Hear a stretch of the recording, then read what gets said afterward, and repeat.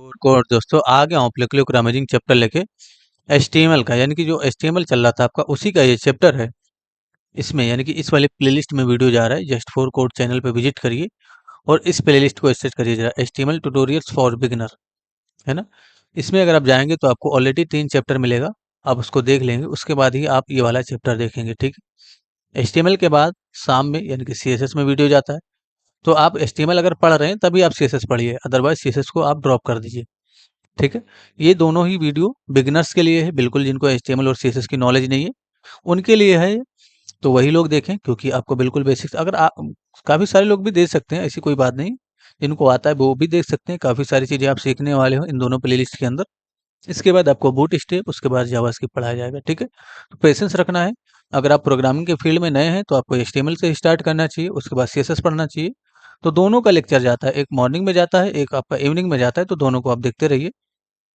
VS code में open, यानी कि VS कोड ओपन कर लेंगे, कंट्रोल N कर लेंगे, कंट्रोल S करेंगे। सबसे पहले इसको सेव करेंगे डेस्कटॉप लोकेशन पे।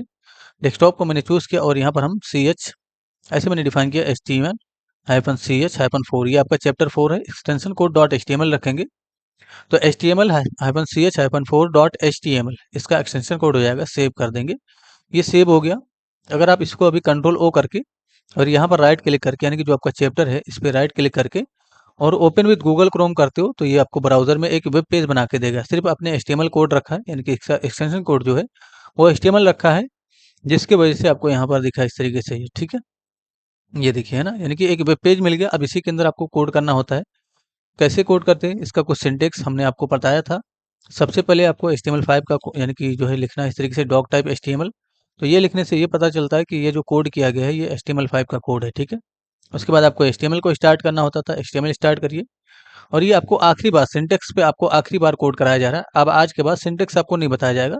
आज के बाद आपको डायरेक्ट जो है सिंटेक्स बना बनाया मिलेगा, उसके अंदर कोड करना होगा, ठीक है। हेड ऐसे डिफाइन करेंगे और हेड के अंदर आता है आपका टाइटल। तो हेड के अंदर आपको टाइटल को ऐसे डिफाइन कर देना है, ठीक है। यहाँ पर लिख देंगे हम टाइटल। तो अगर आप VS कोड में डायरेक्ट लिख के आप एंटर कर सकते हो तो टाइटल टैग ऐसे आ जाएगा, ठीक है। यहाँ पर जो भी आप लिखते हैं, यानी कि जैसे हमने डॉक्यूमेंट अगर लिखा तो ये कहाँ दिखेगा, टाइटल के अंदर। अगर आपने डॉक्यूमेंट लिखा तो ये यहाँ पर दिखता है, ये देखिए यहाँ पर आपको दिखेगा। इसके अंदर ये जो छोटा सा आपका ये भी एक पेज है, ये टैब होता है, इसके अंदर आपको डॉक्यूमेंट दिखा। ये आइकन भी आपको चेंज करने बताया जाएगा। सब कुछ धीरे धीरे आप सीखेंगे, ठीक है। अभी कुछ और चीज़ों को आपने नहीं पढ़ा है, जिसकी वजह से आपको आइकन अभी नहीं चेंज समझ में आएगा, ठीक है। डॉक्यूमेंट लिखा, जरूरी नहीं कि डॉक्यूमेंट लिखिए, आप कुछ भी लिख सकते हैं यहाँ पर। तो मैंने लिखा जस्ट फॉर कोड। तो जो भी आपका जो भी टाइटल हो, यानी कि जो भी वेबसाइट का टाइटल वो डिफाइन करिए, ठीक है। जस्ट फॉर कोड में लिखा तो यहाँ पर जस्ट फॉर कोड दिखा, ठीक है। उसके बाद अगर आपको कुछ भी लिखना होता था तो बॉडी टेग के अंदर लिखते थे, यानी कि पेज पे जो भी दिखाना है यहाँ पर आपको कुछ भी आपको राइट करना है तो वो बॉडी के अंदर लिखते थे। ये आपका हेड है, इसके ठीक नीचे आपको बॉडी स्टार्ट करना है इस तरीके से। और इस बॉडी के अंदर अगर आपने H1 से लिखा जस्ट फॉर कोड, ठीक है। यहाँ पर तो H1 आपने पढ़ा था ऑलरेडी, H1 से लेकर H6 तक आप वैल्यू दे सकते हो। ये देखिए मैंने H1 लिखा, थोड़ा जूम ज़्यादा है, इस वजह से मैंने जूम माइनस कर दिया, ठीक है। तो ऐसे दिखा जस्ट फॉर कोड। H6 तक आपने पढ़ा था कि H1 से लेकर H6 तक वैल्यू दे सकते हो। पी टैग आपने पढ़ा था, जैसे पी टैग में हमने ऐसे लिखा लॉरेम, इंटर कर देंगे तो एक पैराग्राफ आपको मिल जाएगा। रिलोड करेंगे, यानी कि अगर आपने यहाँ पर रिलोड करा इस तरीके से तो देखिए एक पी टैग आपको दिखा इस तरीके से, ठीक है। इसके अंदर ये पैराग्राफ है, ये आपका हेडिंग है। ये सब चीज़ें आपने पढ़ा था। HR आपने पढ़ा था। HR का मतलब क्या होता था, अगर आपको इसके नीचे कोई हॉरिजॉन्टल लाइन देना है तो HR का यूज करेंगे इस तरीके से। देखिए हॉरिजॉन्टल लाइन आ जाएगा एक, इस तरीके से रिलोड करेंगे, ये हमारा आ गया। आपने BR पढ़ा था। BR क्यों पढ़ा था आपने, ताकि आप इसको ब्रेक कर सकें, यानी कि लाइन ब्रेक करना होगा तो BR का यूज करेंगे। 3-4 बार BR अगर आप लगाते थे तो देखिए जो पी टैग यहाँ पर दिख रहा था और नीचे आ जाएगा, ये देखिए और ज़्यादा नीचे आ गया, ठीक है। तो आपने इन सारे टैग पे प्रैक्टिस कर रखा था। अभी हमें कुछ और टैग पढ़ाने हैं, यानी कि कुछ और टैग आपको समझना है, पढ़ना है। सबसे पहला टैग है बी टैग। तो बी टैग में अगर आपने, जैसे हमने लिखा जस्ट फॉर कोड, जैसे सबसे पहली चीज़ समझिए जरा, जैसे हमने पी टैग लिया इस तरीके से और पी टैग में मैंने ऐसे लिखा जस्ट फॉर कोड, ठीक है। तो अभी नॉर्मली ये पैराग्राफ के रूप में दिखेगा, ठीक है। ये पैराग्राफ के रूप में दिखा। अगर आप चाहे तो उसको बोल्ड करना, यानी कि अगर आप चाहे तो उसको मोटा दिखाना, तो चाहे आप पी टैग के अंदर यानी कि पी टैग के अंदर भी आप कोई भी टैग स्टार्ट कर सकते हो। जैसे पी टैग है, आप यहाँ पर इसके अंदर बी टैग को स्टार्ट कर सकते हो। जैसे समझिए जरा, पी टैग हमने स्टार्ट किया, इंटर कर लीजिए। उसके बाद आप बी टैग स्टार्ट कर लीजिए, यानी कि बी टैग, इसके पी टैग के अंदर ही बी टैग और इसके बीच में आप जस्ट फॉर कोड लिखिए। तो जो भी आपको यहाँ पर दिखेगा अब वो बोल्डेड दिखेगा, यानी कि थोड़ा बोल्ड दिखेगा। ये दिखे ना, बोल्ड दिखाई, ठीक है। थोड़ा जूम करेंगे फिर आपको समझ में आएगा। देखिए बोल्ड दिखा ना इस तरीके से। समझिए जरा इस चीज़ को फिर से समझिए। जैसे पी टैग के अंदर हमने एक यहाँ पर ऐसा लिखा लोरेम, ऐसे आप बस लोरेम लिख के इंटर कर देंगे तो आपको एक पैराग्राफ मिल जाएगा। रिलोड करिए जरा, मैंने रिलोड किया इस तरीके से, ये देखिए। अब इसको अगर बोल्ड करना चाहे तो सपोज करिए जूम है, अभी जूम की वजह से ऐसा दिख रहा है। आप इसको बोल्ड करना चाहे तो बोल्ड करने के लिए क्या करेंगे, इसको बी टेक से घेर देंगे। ऐसे जरा पूरा कंट्रोल एक्स कर लीजिए, बी टेक स्टार्ट करेंगे इस तरीके से, और बी टेक के बीच में आप इस चीज को डिफाइन कर दीजिए।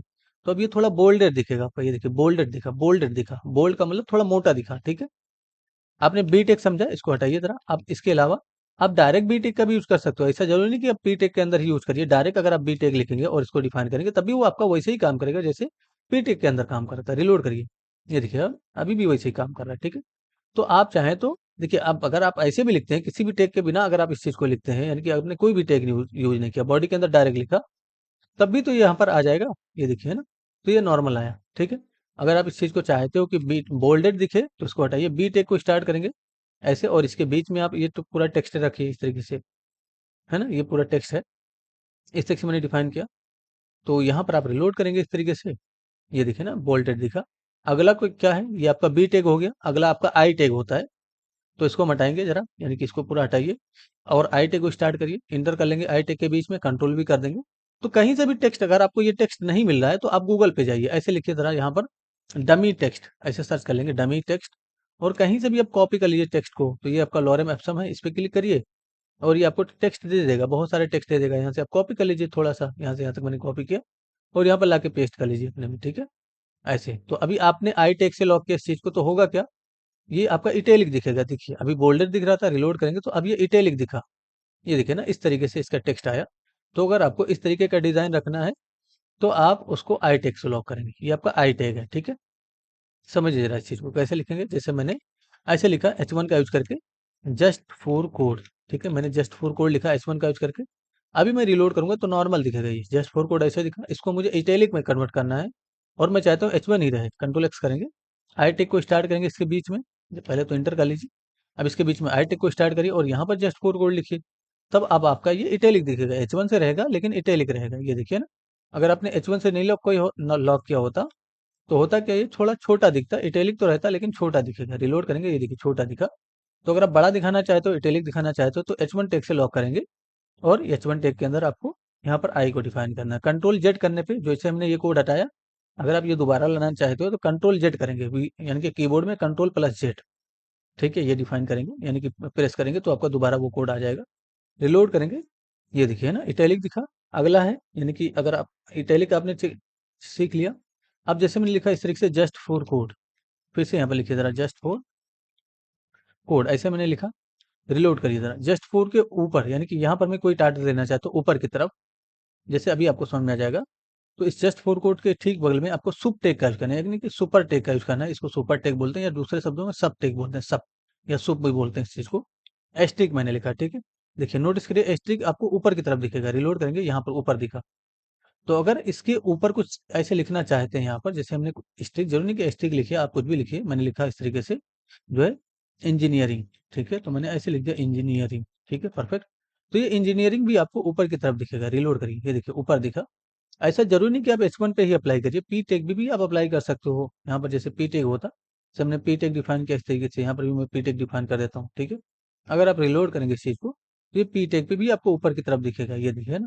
अब ऐसा जरूरी नहीं कि आप पी टेक के अंदर, आप बी टेक के अंदर भी डिफाइन करो। तो बोल्ड अगर आपने कुछ भी लिखा है, यानी कि बोल्डेड के अंदर रखा है, तब भी वो आपको, यानी कि यहाँ पर हम कुछ छोटा कर देते हैं, मैंने कोई नंबर देखिए, देखिए रिलोड करेंगे तब भी ये ऊपर की तरफ दिखेगा। तो अगर आपको कुछ भी ऊपर की तरफ लिखना है तो आपको सुप टेक का यूज करना है, यानी कि सुपर टेक का, ठीक है।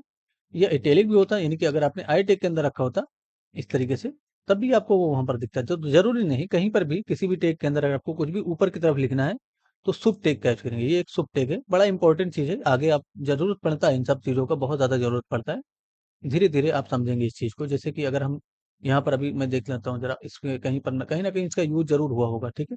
तो वेबसाइट वगैरह में ज्यादातर इसका बहुत ज्यादा यूज होता है, ठीक है। इनमें नहीं यूज हुआ लेकिन होता है, बहुत ज्यादा यूज होता है। आप समझे इस चीज को, समझेंगे धीरे धीरे, ठीक है। तो जब भी आपको ऊपर की तरफ, यानी कि जैसे पैराग्राफ है इसके ऊपर कुछ लिखना है, तो आप यहाँ पर इसका यूज करेंगे सुपर टेक का, यानी कि सुप टेक का, ठीक है। एक और है, इन सब चीज को हटाइए जरा। एक और है आपका प्री टेक। प्री टेक क्यों यूज करते हैं वो भी आपको समझना होगा। तो प्री, और प्री के अंदर मैंने ऐसे लिखा लॉरम। लॉरम लिख के अगर आप इंटर करते हैं, यानी कि लॉरम लिख के अगर आप इस तरह से इंटर करते हैं, तो एक पूरा पैराग्राफ मिला, प्री के अंदर यानी कि एक प्री टैग है, जिस इसके अंदर जैसे आप लिखेंगे वैसे ही आपको यहाँ पर दिखेगा। जैसे हमने पैराग्राफ लिखा, तो देखिए यहाँ से स्पेस आया, यहाँ से स्पेस इसलिए आया क्योंकि यहाँ से देखिए, यहाँ से यहाँ तक जो स्पेस है वो भी इसके अंदर आ जाता है, प्री के अंदर। तो वो यहाँ से स्टार्ट हुआ, ठीक है, ये आपका है। और ये देखिए सीधा चला गया। अगर आपने इसमें इंटर किया, जैसे देखिए नोटिस करिए, यहाँ पर मैं इंटर करता हूँ, मैंने इंटर कर लिया इस तरीके से, यहाँ पर भी इंटर कर लेता हूँ, यहाँ पर भी इंटर कर लेता हूँ, यहाँ पर भी इंटर कर लेता हूँ, इस तरीके से सभी जगह पे मैंने इंटर कर लिया। अगर आपने इंटर कर दिया इस तरीके से, तो होगा क्या, ये भी यहाँ पर इंटर होके ही दिखेगा। ये देखिए इंटर होके दिखा, ये यहाँ से स्टार्ट हो रहा है। अगर आप चाहे तो यहाँ से स्टार्ट हो, तो इसको आपको बैक करना होगा। तो बैक करने के लिए आप ऐसे जाइए इस तरीके से, शिफ्ट ऑल्ट ए। ऐसे पहला तरीका कि आप ऐसे एक साथ जाएं सभी में। तो मैं एक साथ सभी के पास कैसे गया वो समझिए जरा। यहाँ पर आप क्लिक करेंगे, कंट्रोल और आल्ट दबा के रखेंगे, उसके बाद कंट्रोल आल्ट दबा के रखेंगे, डाउन एरो की दबाएंगे, तो सभी के पास एक साथ जाएंगे, बैक कर सकते हैं आप इस तरीके से। तो अब जो है वो यहाँ से स्टार्ट होगा ये चीज़, ये देखिए यहाँ से स्टार्ट हुआ। और आगे से स्टार्ट करना चाहते हैं, एक बार टैब प्रेस करिए और आगे से स्टार्ट होगा। और फिर से और आगे से करना चाहते हैं तो एक और बार टैब प्रेस करिए और आगे से स्टार्ट होगा, ठीक है। यानी कि सुपर टैग के अंदर, सॉरी, ये जो प्री टैग है इसके अंदर जैसे आप लिखेंगे वैसे ही वो दिखेगा आपको वेब पेज पे। जैसे हमने ऐसे लिखा तो ये ऐसे ही दिखेगा। यही चीज अगर आपका पी टैग होता, जैसे हमने पी टैग लिखा यहाँ पर, और यहाँ पे भी हमने पी टैग लिखा, यानी कि पैराग्राफ वाला टैग है ये। देखिए पी टैग स्टार्ट और पी टैग क्लोज, इसके बीच में मैंने ऐसे लिखा, तो ये ऐसे नहीं दिखेगा। ये देखिए ये आपको पैराग्राफ के रूप में ऐसे दिखेगा, ठीक। कहने का मतलब ये है पैराग्राफ के रूप में दिखेगा।